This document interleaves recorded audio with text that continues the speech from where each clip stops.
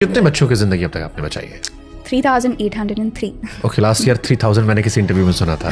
This year 803। हाँ जी। जो मेरे आसपास मैं दर्द देखती थी वो मुझसे देखा ही नहीं जाता था। तो मैंने मम्मा से कहा कि मैं भी कुछ करना चाहूँगी। शी सेड कि ठीक है।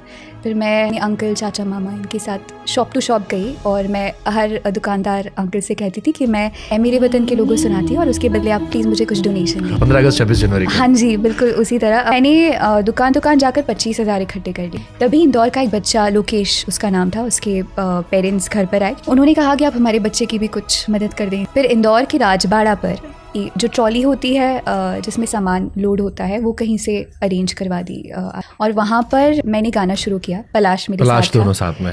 इस परफॉर्मेंस में 55,000 एकत्रित हो गए, जो कि उस बच्चे की सर्जरी की एग्जैक्ट कॉस्ट थी। डॉक्टर डी वी शेट्टी जो बैंगलोर के डॉक्टर हैं, उन्होंने कहा कि अगर तुम उस बच्चे को बैंगलोर लेकर आ जाओ तो हम उसकी फ्री में सर्जरी कर देंगे।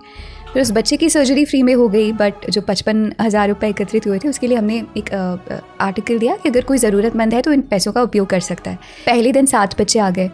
अब उन 7 बच्चों के लिए आगे से आगे शोज़ की इंक्वायरीज आने लगी।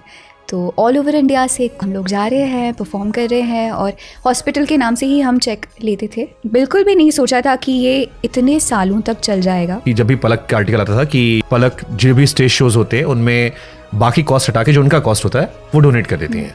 Is it true? या 100%। सो मेरा पूरा रेम्यूनरेशन सर्जरीज़ के लिए जाता है टिल टुडे।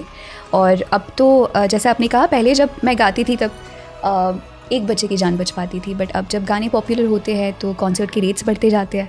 तो अब भी वो सेम प्रोसीजर है। अब मेरा फाउंडेशन भी इस्टेब्लिश हो गया है।